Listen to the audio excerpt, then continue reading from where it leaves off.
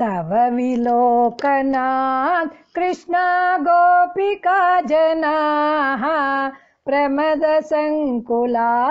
कृष्णा पङ्कजे क्षणाः अमृतधारया कृष्णा सम्प्लुता इव स्तिमिततां दधु कृष्णा त्वत्पुरोगताः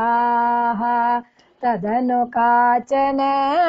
कृष्णा त्वत्कराम्बुजम्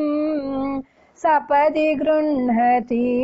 कृष्णा निर्विशङ्कितम् घनपयोधरे कृष्णा सन्निधाय सा पुलकसंवृता कृष्णा तस्थुषीचिरम् तव विभो परा कृष्णा कोमलं भुजम् निजगलान्तरे कृष्णा पर्यवेष्टयत् गलसमोद्गतं कृष्णा प्राणमारुतम् प्रतिनिरुन्धतीव कृष्णातिहर्षुला अपगतत्रपा कृष्णा कापि कामिनी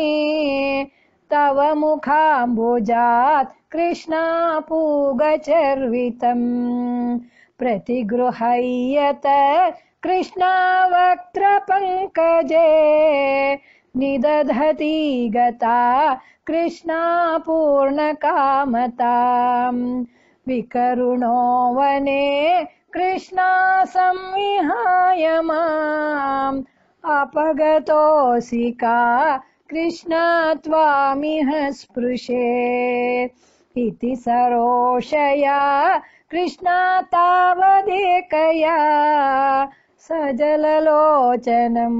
कृष्णा वीक्षितो भवान् इति मुदाकुलैर्कृष्णा वल्लभीजनैः सममुपागतो कृष्णा यामुने तटे मृदुकुचाम्बरैः कृष्णा कल्पितासने घुसृणभासुरे कृष्णा पर्यशोभथाः कतिविधा कृपा कृष्णा केऽपि सर्वतो धृतदयोदया कृष्णा केचिदाश्रिते कतिजितीदृशा कृष्णा मादृशेष्वपीति अभिहितो भवान् कृष्णा वल्लभीजनैः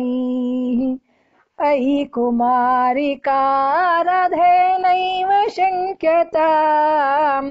कठिनता मयि राधे प्रेम कातरे मयि तु चेतसो राधेवोऽनुवृत्तये कृतमिदं मया इति ऊचिवान् भवान् अयि निशम्यतां राधे जीववल्लभाः प्रियतमो जनो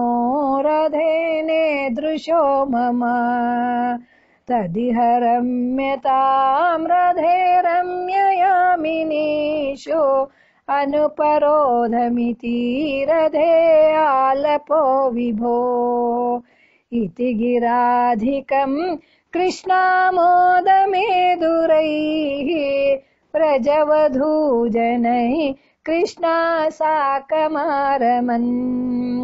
कलितकौतुको कृष्णा रासखेलने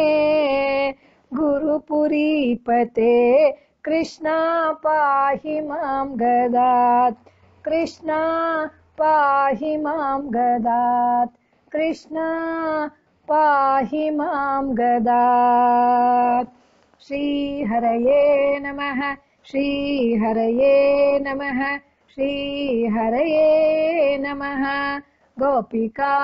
जीवनस्मरणं गोविन्द गोविन्द।